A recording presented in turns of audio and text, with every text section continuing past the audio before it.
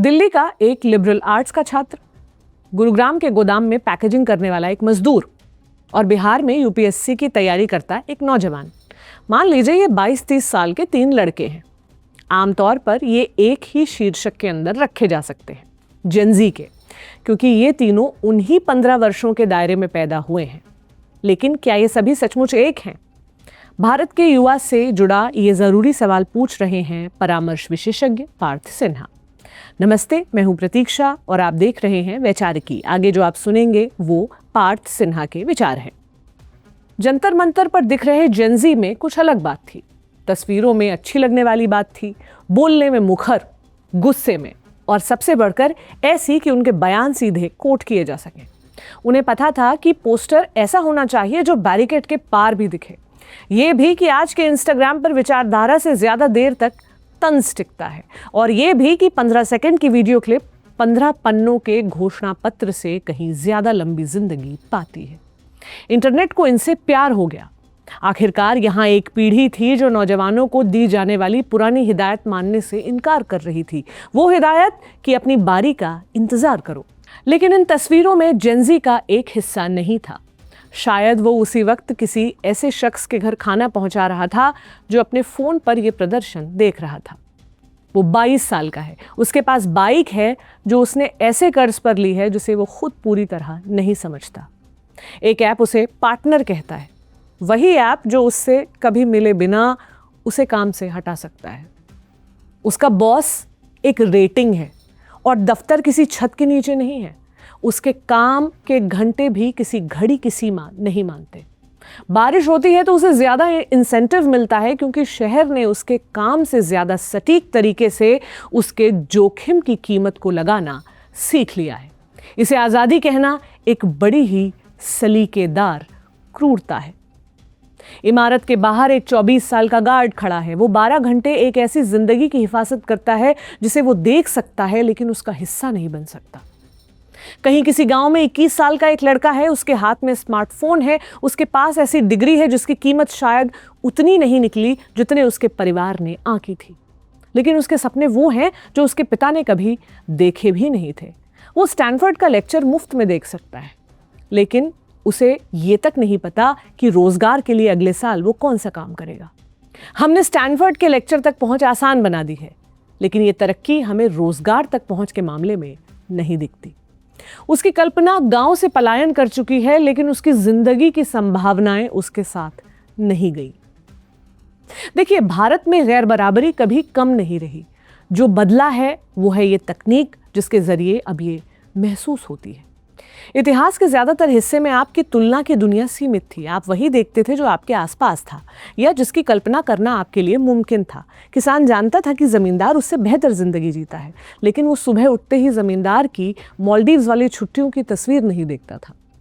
Smartphone ने असमानता पैदा नहीं की, उसने तुलना पर लगी सीमा हटा दी है।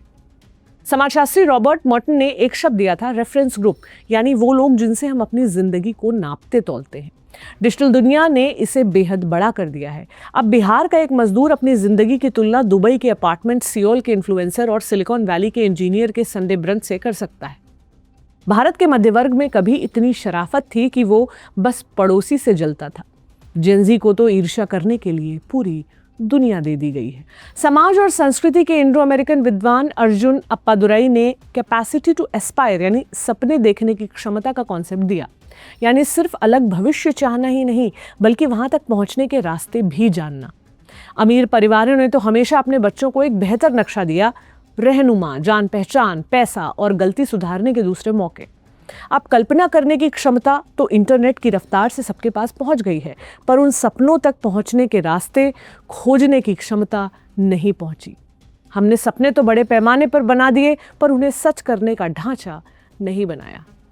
वो स्नीकर, वो कैफे, वो स्टार्टअप वाली भाषा, जिम में बना शरीर, छुट्टियों की वो तस्वीरें, ये अब सिर्फ चीजें नहीं रह गई, ये कामयाब हो जाने के प्रतीक बन गए हैं। अब जो आप खरीदते हैं वही आपकी पहचान बन गया है, और यही बात इस अभाव को और भी निजी बना देती है। बात सिर्फ ये नहीं कि आप कुछ खरीद नहीं सकते, बल्कि ये कि आपको लगातार अपना वो रूप दिखाया जाता है जो आप बन नहीं पाए। हमारे माँ बाप की तुलना पड़ोसियों से थी। ये पीढ़ी अपनी तुलना एक सजी संवारी दुनिया से करती है और हर बार हारती है, क्योंकि जो चीज़ें सिर्फ चंद अमीरों के पास हैं उनकी फीट पर उन्हें आम जिंदगी बताकर परोसा जाता है। ख्वाहिशें 5G की रफ्तार से चलती हैं, पर तरक्की की गाड़ी आज भी पैसेंजर ट्रेन पर सवार है। 2 दशकों से भारत अपने डेमोग्राफिक डिविडेंड की बात करता आया है, यानी जवान आबादी को हम एक ऐसे फ़ायदे की तरह देखते रहे हैं जो बस इसलिए मिलेगा क्योंकि हमारे पास बहुत से जवान लोग हैं। मानो जवानी कोई ऐसी पूंजी हो जिसका फ़ायदा अपने आप मिल जाएगा, पर शायद ये सोच ही गलत थी। नौजवान आबादी को एक कर्ज की तरह समझना बेहतर है। आज हमें एक बड़ी पूंजी मिली है, लेकिन बदले में एक ऐसा भविष्य बनाना होगा जो इस कर्ज को चुका सके। पढ़ाई का कोई नतीजा निकलना चाहिए, काम से करियर बनना चाहिए, बचत से आखिरकार सुरक्षा मिलनी चाहिए, क्योंकि डिविडेंड में ऐसा नहीं होता, कर्ज डूब भी सकता है। और ये बात इस गिग इकोनॉमी यानी ऐप के जरिए मिलने वाले छोटे छोटे कामों वाली अर्थव्यवस्था में सबसे साफ दिखती है। पुराने दौर का सौदा सख्त था पर साफ था। अपनी मेहनत बेचो और वक्त के साथ वो एक रुतबे में बदल जाएगी। वरिष्ठता, पेंशन, शायद बैठने की थोड़ी बेहतर कुर्सी। पर इस प्लेटफॉर्म वाली इकोनॉमी ने वो तरीका ही ख़त्म कर दिया जिससे वक्त एक हक में बदलता था। अब आप एक पार्टनर हैं जिसके घंटे बस और घंटों में बदलते हैं और इसे आज़ादी का जामा पहनाया जाता है। पूंजीवाद चीज़ों को नाम देने में हमेशा माहिर रहा है और ये गिग इकोनॉमी शायद उसके नाम गढ़ने वाले विभाग का सबसे बेहतरीन काम है। पर जब रुतबे तक पहुंचने का आर्थिक रास्ता तंग होता है तो एक और चीज़ अहम हो जाती है, इज्जत की अर्थव्यवस्था। अगर एक नौजवान काम के जरिए रुतबा नहीं पा सकता तो वो उसे कहीं और ढूंढेगा, धर्म में, मर्दानगी में, राष्ट्रवाद, जाति या ऑनलाइन किसी गिरोह में, या इन्फ्लुएंसर या किसी नेता का पैदल सिपाही बनने के सपने में। देखिए, रुकी हुई तरक्की एक दिखावटी रुतबे को बहुत कीमती बना देती है। एक नौजवान शायद अपनी तनख्वाह ना बदल पाए पर अपना अवतार बदल सकता है। शायद उस एल्गोरिदम पर उसका जोर ना हो जो उसकी डिलीवरी बांटता है, पर इस पर पूरा यकीन होगा कि वो कौन है और कहाँ का है। जो समाज अपने नौजवानों को तरक्की की सीढ़ियाँ न दे सके, उसे हैरान नहीं होना चाहिए जब पहचान ही एक सीढ़ी की तरह दिखने लगे। और ये कुछ भी जंतर मंतर की उस भीड़ में नहीं दिख रहा था। और असल बात तो यही है, उन प्रदर्शनकारियों के पास गुस्से से भी दुर्लभ एक चीज़ थी। उस गुस्से के लिए एक ज़ुबान। एक तख्ती पर लिखा गुस्सा वो है जिसे सुनने वाले मिल चुके हैं, पर ज़्यादातर गुस्सा सही जगह तक नहीं पहुंच पाता। वो डिलीवरी वाला जो गेट पर इंतज़ार कर रहा है, उसके बगल का गार्ड, वो ग्रेजुएट जो बार बार नतीजों वाला पेज रिफ्रेश कर रहा है, वो गोदाम का मजदूर जो एक ऐसे टारगेट के पीछे भाग रहा है जिसके सिस्टम को वो देख तक नहीं सकता, और किसी छोटे शहर की वो लड़की जिसके स्मार्टफोन ने उसकी दुनिया तो बड़ी कर दी है पर उसका परिवार आज भी उसकी असल ज़िंदगी का दायरा तय कर रहा है। जंतर मंतर के बाद का सवाल ये नहीं है कि जेनजी इतने गुस्से में क्यों था, बल्कि ये है कि जेनजी का कितना गुस्सा अभी हम तक पहुंचा ही नहीं है। तो ये हैं पार्थ सिन्हा के विचार। आपके क्या विचार हैं हमें कमेंट बॉक्स में ज़रूर बताएं। देखते रहें इंडियन एक्सप्रेस हिंदी। शुक्रिया।